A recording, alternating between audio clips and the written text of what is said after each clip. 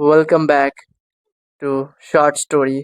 मैं फिर से बहुत देर के बाद अपलोड कर रहा हूँ। मुझे पता है मैं काफ़ी ज़्यादा लेट हूँ। ज़्यादा बकर बकर नहीं करते हैं। उसका रीज़न तुम्हें वीडियो के एंड में ही पता चल जाएगा। एंड फटाफट स्टोरी में बढ़ते हैं।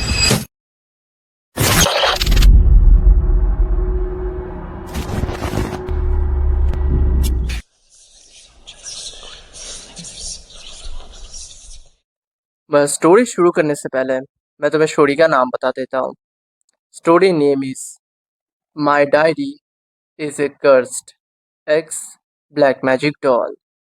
अगर सोचो तुम्हारे पास एक डायरी आ गया जिसके अंदर एक ऐसा कर्स्ड है। अगर तुम्हारे लाइफ में वो डायरी आ जाता है तो तुम्हारा लाइफ बदतर से भी बदतर हो सकता है। यस, ये एक ऐसा स्टोरी है। सो स्टोरी को शुरू करते हैं।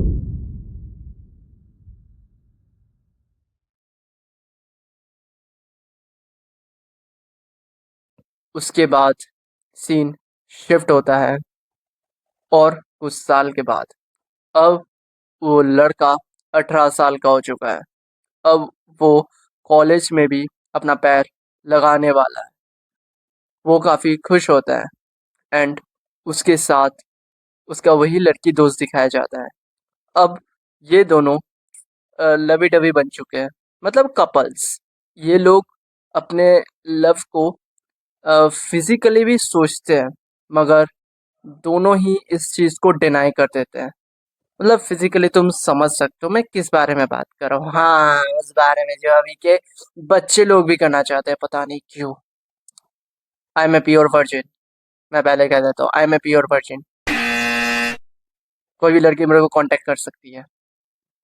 यार की गैल चाले काफला कारा का डाउन टू अर्थ रवे। नहीं, मैं फनी नहीं हो रहा, सॉरी। तो उसके बाद वो दोनों 18 साल के हो चुके होते हैं, मतलब 18 साल से प्लस हो चुके होते हैं। एंड वो दोनों भी एक अच्छे कपल्स भी बन चुके होते हैं, मगर उनके साथ कोई फिजिकली चीज़ हुआ नहीं रहता। उन उन लोग सोचते ज़रूर है, मगर दोनों ही डिनाई कर देते हैं। एंड इसीलिए उन दोनों ने सोचते हैं कि पहले अपना एजुकेशन कंप्लीट कर देते हैं एंड उसके बाद मैरिट के बारे में सोचेंगे एंड उसके बाद ही फिजिकली होंगे। वाह, क्या सुधरे हुए लड़के हैं, वाह। ऐसी सोच अभी के जनरेशन को देना चाहिए। मैं वही तुम्हें देना चाहता हूँ कि अभी के जनरेशन बहुत ज़्यादा है, बहुत ज़्यादा है। सीखो, ठीक है ना, कैरेक्टर से सीखो। मैं जो स्टोरी सुनाता हूँ उनसे सीखो, सीखना चाहिए। थोड़ा जो जो मैं पॉइंट आउट कर रहा हूँ उसके बारे में सीखो और दूसरे बारे में नहीं, समझे। उसके बाद एक ऐसा सीन होता है जो हमारा मेन कैरेक्टर, मतलब हमारा वो लड़का सोचा नहीं होता है।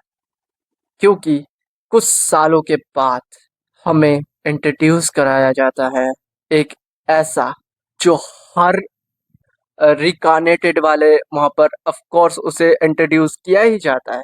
एंड जो जो अभी के एनिमे फैंस हैं वो लोग समझ चुके होंगे मैं किसका नाम लेने वाला हूँ। Yes, introduce to ट्रकुन।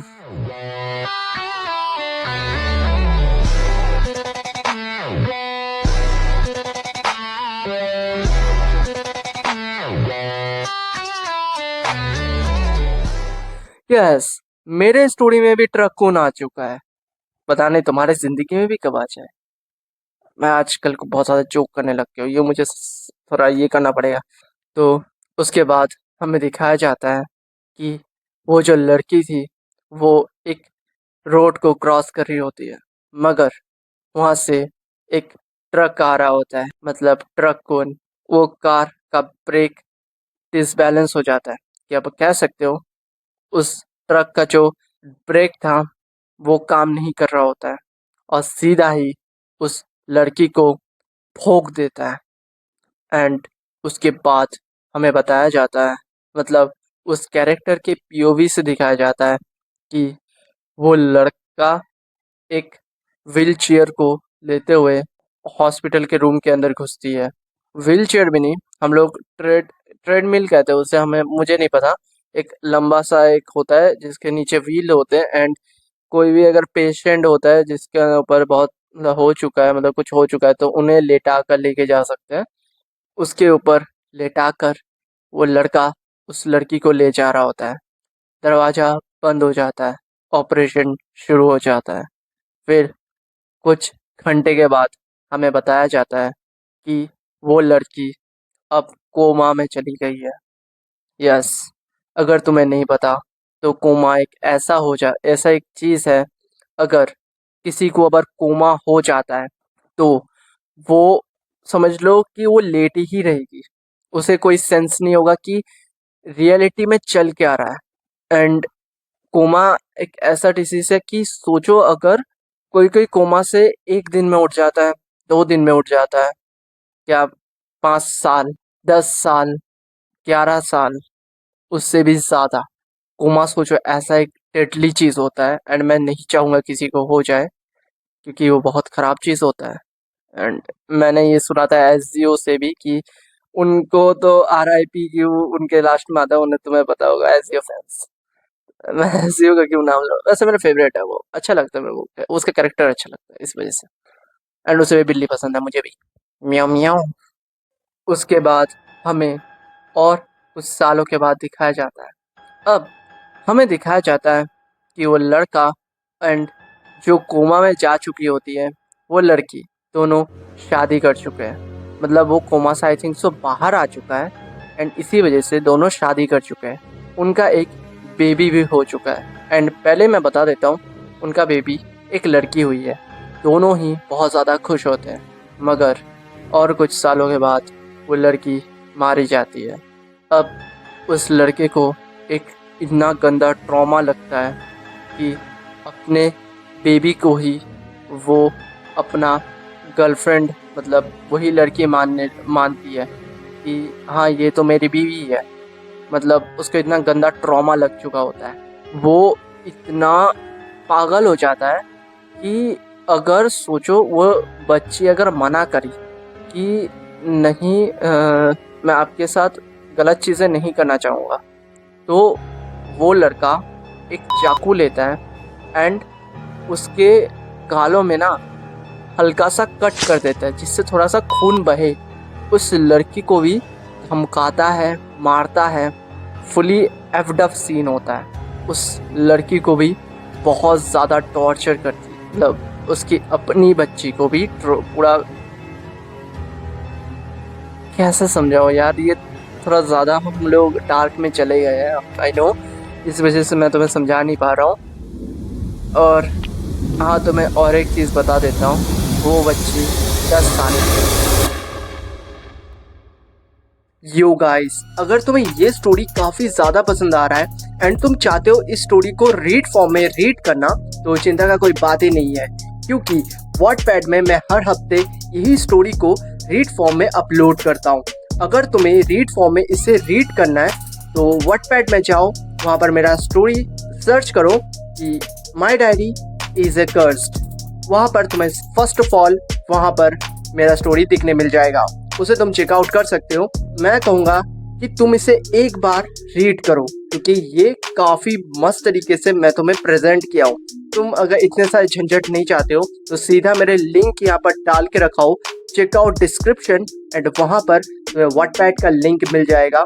सीधा तुम मेरे स्टोरी को इजीली रीड कर सकते हो। और हाँ, और एक चीज़, अगर तुम मेरे मतलब लिंक को ओपन करते हो एंड ये लिंक ऑन नहीं होता है तो चिंता मत करो, जस्ट वीपीएन लगाओ, लिंक को क्लिक करो एंड तुम्हारे सामने शो कर देगा।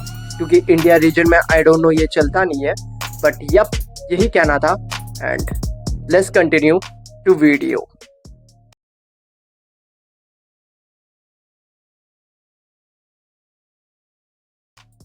यस, तो सोच रहे हो 10 साल की है एंड उसे क्या क्या चीज़ें अभी झेलना पड़ रहा है। एंड तो उसके बाद हमें दिखाया जाता है कि वो लड़की मना कर रही होती है अपने मेन कैरेक्टर को, मतलब उस लड़के को। एंड वो 10 साल की लड़की कह रही होती है कि नहीं और नहीं, मैं ये सब नहीं करना चाहती हूँ। मगर वो जो लड़का होता है वो सेम उसके फेस में कट करती है। मगर फिर भी वो लड़की मना कर रही होती है।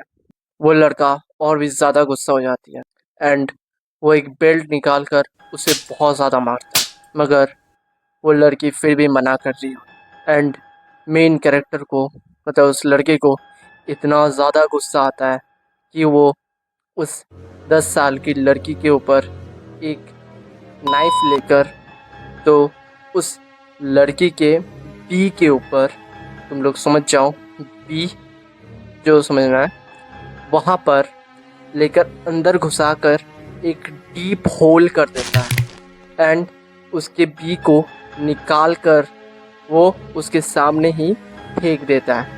उस लड़की को इतना दर्द हो रहा होता है कि उस लड़की को ब्लड लॉस के कारण ये लड़की जी नहीं सकी एंड उसके बाद वो जो मेन कैरेक्टर होता है वो लड़का वो चीज़ देखकर फुल ट्रॉमेटाइज हो जाता है एंड वो सोचता है कि कैसे भी हो इसे ज़िंदा करना है। इसीलिए वो लड़का अपने बच्ची का सामने एक बॉडी रखता है, वहाँ पर एक चौक के मदद से एक एक सर्कल जैसा बनाता है। देखने में ऐसा लग रहा होता है कि वो एक मैजिकल सर्कल हो एंड उसके ऊपर मिर्च एंड नमक लेकर उसके उस जो सर्कल होता है वहाँ पर एक उस सर्कल के ऊपर रख देता है एंड उस सर्कल के अंदर उस लड़की का बॉडी रखता है। उसके सामने कैंडल्स लगाकर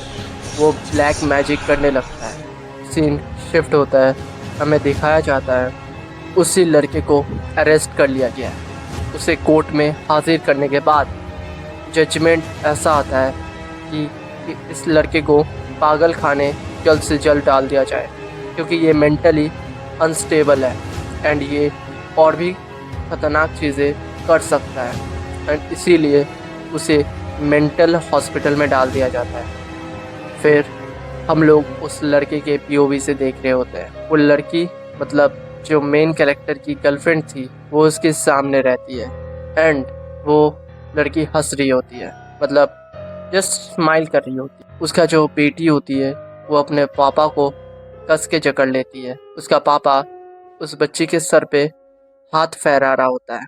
धीरे धीरे जब वो लड़का मतलब मेन कैरेक्टर अपना जब सर ऊपर करता है फिर उसे दिखता है उसकी वाइफ जो थी मतलब वही लड़की, वो धीरे धीरे फूल बनकर हवा में उड़ जा रही है एंड उस लड़के को समझ में नहीं आता कि हुआ क्या।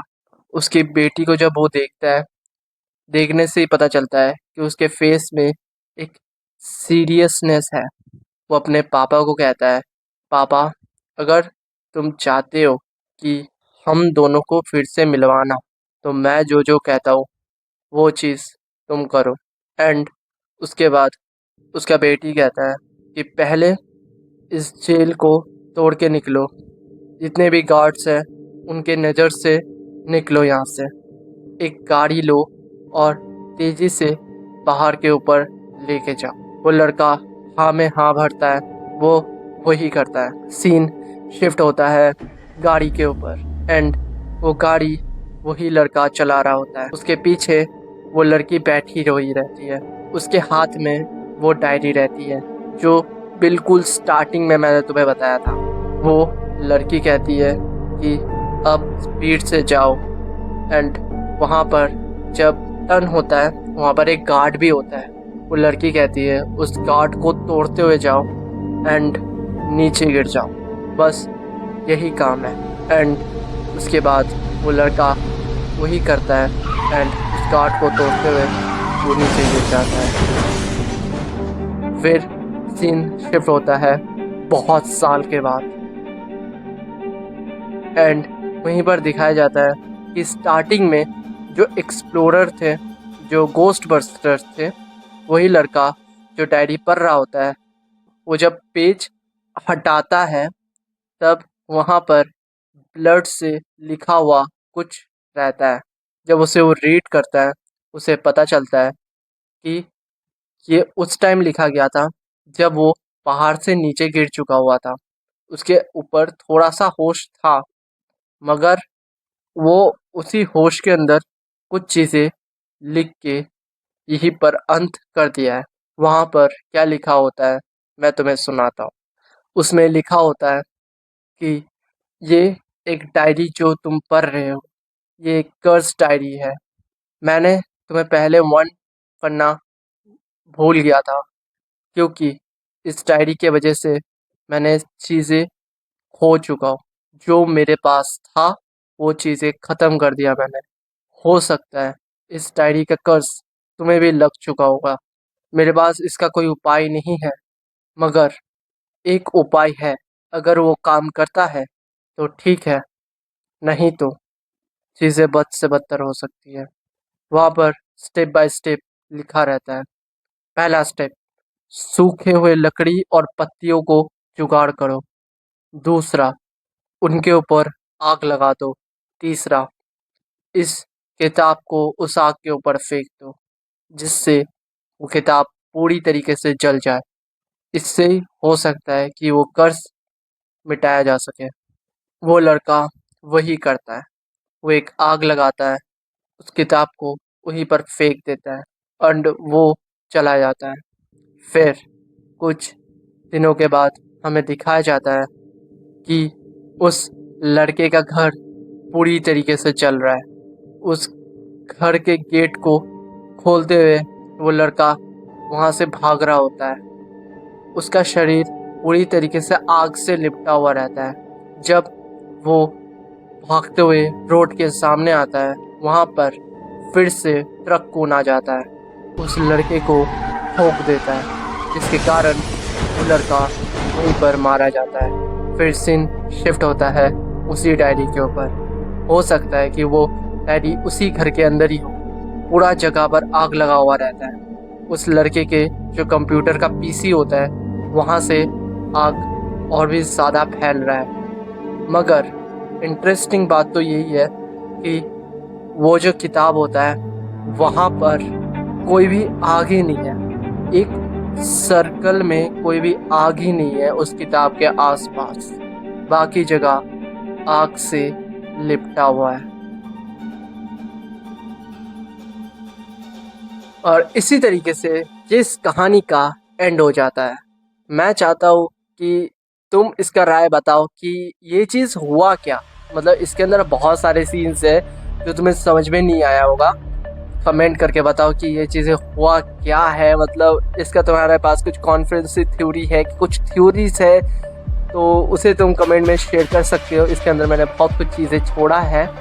एंड मैं तुम्हें एक चीज़ बता देता हूँ, जो हम लोग ने बताया था कि उस 10 साल की बच्ची के पास वो डायरी होता है जब वो गाड़ी से जा रहा होता है। तो तुम्हें मैं एक चीज़ बता देता हूँ कि जब वो पागल खाने होता है, वो कुछ चीज़ें पीओवी से देख रहा होता है, मगर कुछ चीज़ें उस डायरी में लिखा रहता है। एंड वो जो पागल खाने के बाद और वो जादू टोना जो हुआ है, वो तो पीओवी था, मगर जेल तोड़ने वाला जितना भी चीज़ें था वो लिखा हुआ था। एंड वो लिखने वाला मेन कैरेक्टर नहीं था, वो था वही 10 साल के बच्चे। उसी ने उस डायरी में वो चीज़ें लिखे थे। यप। एंड तुम लोग बताओ कमेंट में तुम लोग क्या कहना चाहते हो, इसका क्या राय है तुम्हारे पास। एंड मैं थोड़ा देर चुप होता हूँ क्योंकि तुम लोग पहले कमेंट करो एंड उसके बाद मैं तुम्हें कुछ चीज़ें बताऊँगा, ठीक है ना।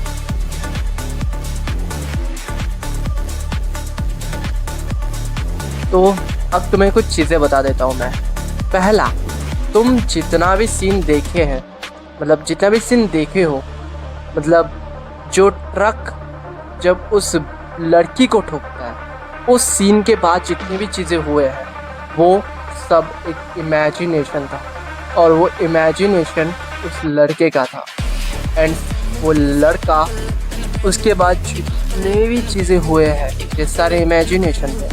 एंड वो इमेजिनेशन वही बुक करा रहा था। यस, मतलब वही जो कर्स डायरी था वही करा रहा था। और एक चीज़ कि वो जो एक टाइम में पागल हो चुका था, मतलब जब अपने बेटी को मारता था उस टाइम ना, वो थोड़ा सा शांत भी हो जाता था, क्योंकि वो कुछ चीज़ों को डिनाई करना चाह रहा था। एंड इसीलिए उस लड़की को उसने मार दिया क्योंकि बुक अपना काम कर रहा था, जिससे वो जो अपना मेन कैरेक्टर है उसे और भी दर्द दे सके और भी लॉन्ग टाइम के लिए उसे वो ज़िंदा रखना चाहता था। एंड इसीलिए वो कर्स उसे इमेजिनेशन में डाल रहा था, मगर मेन कैरेक्टर डिनाई कर रहा था। एंड इन दोनों के कनेक्शन जब बिगड़ गए तभी ने उस लड़की को मेन कैरेक्टर मार दिया। ओके, सो मैंने एक चीज़ में गलत चीज़ कह दिया। असल में मेन कैरेक्टर जब उस बुक के साथ कनेक्शन लूज़ हो जाता है, उसके बाद मतलब वो डायरी का जो कनेक्शन था लूज़ होने के बाद वो अपने बेटी को मार देता है। एंड जब वो कनेक्शन फिर से कनेक्ट होता है तब वो बुक का जो एंटिटी होता है, जो भी समझना है समझ सकते हो, वो उसे ज़िंदा करने के लिए ब्लैक मैजिक करता है। एंड उस टाइम के अंदर ही पुलिस आ जाता है एंड उसे अरेस्ट कर लेता है। ठीक है, थोड़ा गलत हो गया था। सीन सुनने में अलग लग रहा है एंड मैं जो कह रहा हूँ वो और भी अलग है, मगर दोनों में अगर तुम सोचो तो ये कनेक्शन फिट बैठता है। एंड ये चीज़ सुनकर तुम्हें एक चीज़ याद आ रहा होगा, अगर कोई एनीमे फैंस है तो उन्हें लग रहा होगा ये काफ़ी ज़्यादा डेथ नोट जैसा लग रहा है, राइट? मगर मैं तुम्हें पहले ही बता देता हूँ, ये जो मैंने पूरा स्टोरी बनाया हूँ ये डेथ नोट से इंस्पायर्ड नहीं है। ये एक वेबटून से इंस्पायर है जिसका नाम है द हॉराइजन।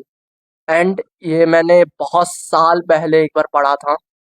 एंड मैं तुम्हें क्या कह सकता हूँ, इसके आर्ट जो एक मासूमियत दिखाता है और इसके पीछे एक डार्क चीज़ दिखाता है, वो मासूमियत और एक डार्क चीज़ बहुत ही अच्छे से कनेक्ट दिखाता है। एंड मैं बोलूँगा कि तुम एक बार रीड करो, क्योंकि उसका जो मेन कैरेक्टर होता है एक सीन जब दिखाता है ना, जब जंग हो रहा होता है, एकदम तुम्हें स्टार्टिंग पॉइंट में ही दिखने मिल जाएगा कि वहाँ पर क्या सीन हुआ था। वो सीन तुम लोग पढ़ो, मैं कहूँगा तुम लोग वो सीन पढ़ो। एंड तुम लोग एक ही चीज़ कहोगे, this are so disgusting, this are so dark, but एक टाइम के लिए ना तुम्हें इसके अंदर एक सैडनेस भी फील होने लगेगा। यस, इसमें अंदर एक सैडनेस भी फील होगा।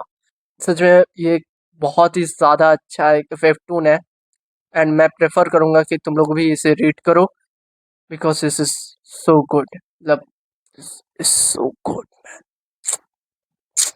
मज़ेदार सीन है। एंड यस, अभी के लिए इतना ही। आशा करता हूँ आपको ये स्टोरी अच्छा लगा है तो लाइक करना, शेयर करना, सब्सक्राइब करना।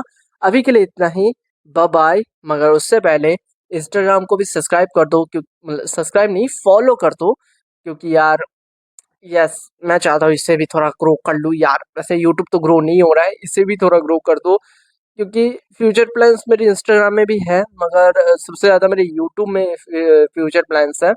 एंड कुछ चीज़ें मैं पोस्ट करते रहता हूँ, स्पेशली स्टोरीज पोस्ट करता हूँ। एंड मैं चाहता हूँ कि तुम लोग स्टोरीज देखो, क्योंकि अच्छे होते हैं। मैं ऐसे कुछ भी हरकतें करते रहता हूँ, जो चीज़ तुम्हें इसके अंदर नहीं दिखता है वो चीज़ मैं इंस्टाग्राम में करता हूँ। तो यस, फटाफट फॉलो कर दो एंड तुमसे मैं जल्द से मिलता हूँ, मतलब यप। एंड अभी के लिए इतना ही, बाय बाय, लव ऑल, खुश रहना, बाय। संभालूं खुद को कितनी दफा बता जाना, जाने जहाँ परेशान हूँ मैं यहाँ, दिल मेरा क्यों तू ना देखे भला।